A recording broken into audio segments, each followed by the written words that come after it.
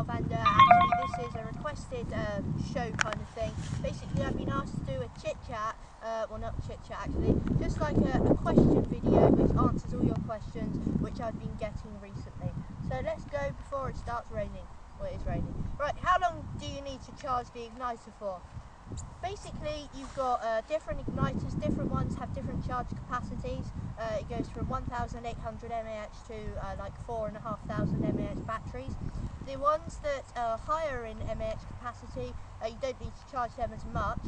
The ones in lower capacity, you need to charge them more. So basically, if you have one from 1,800 mAh to like 2,400 mAh, then basically charge them for about 4 hours at a time. The other ones, just charge them for like 2 hours. Okay, for the first charge you should charge them for about 8 hours at a time. Another question is that the car stays revving high. So basically, here's the MB16, basically when you accelerate and you let your finger off the accelerator, it carries on, the acceleration carries on revving very high. So basically what you need to do then is, this is the cause of a too loose idle speed screw. So I'm just going to get the other camera out, and I will show you on this camera what the problem is there.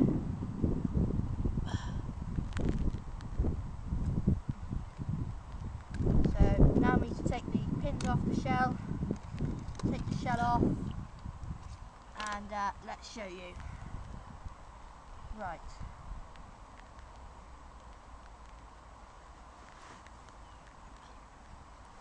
Basically, here is the idle speed screw, and you can see it right there.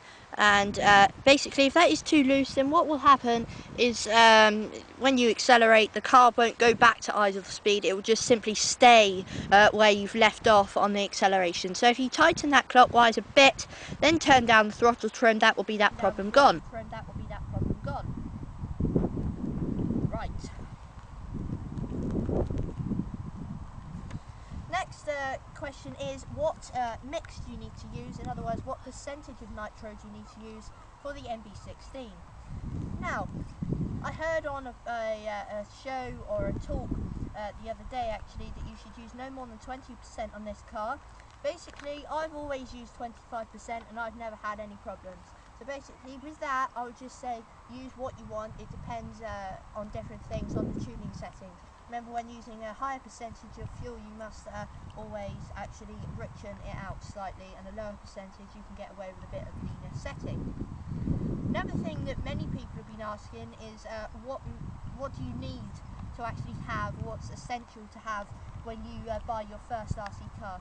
And basically, when you buy a ready-to-run package, that will come with everything you need. In fact, that will come with the car and the radio, the receiver gear, the engine, etc.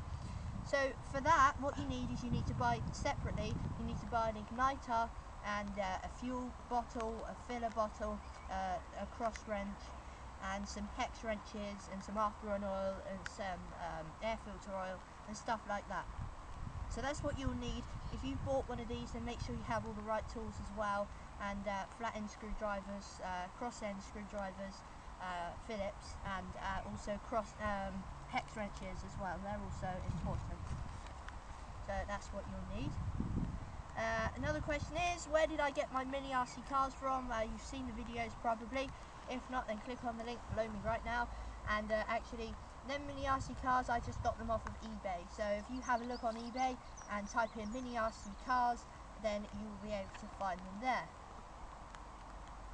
Another question is, this is something that somebody's asked me and I've seen a lot of going on around YouTube. Basically, should I use after-run oil or WD-40? I would not recommend to use WD-40 in any circumstances. When you use WD-40, many problems will happen. One thing I found is that when I use WD-40, the piston goes a kind of a dark brown blackish colour when the WD-40 burns off. So basically, when you finish running, I recommend to use some after-run oil, not WD-40, and you can order some after-run oil by going to the website address, which is right below me or above me right now. So you can click on that enter that into your address bar and you can buy some afterrun oil right there. So basically, apart from having that problem with the piston going black, I also found that when you start the engine using some WD-40, the engine stinks basically. It emits a horrible smell from the exhaust, which you don't be wanting. So afterrun oil is the answer to that question.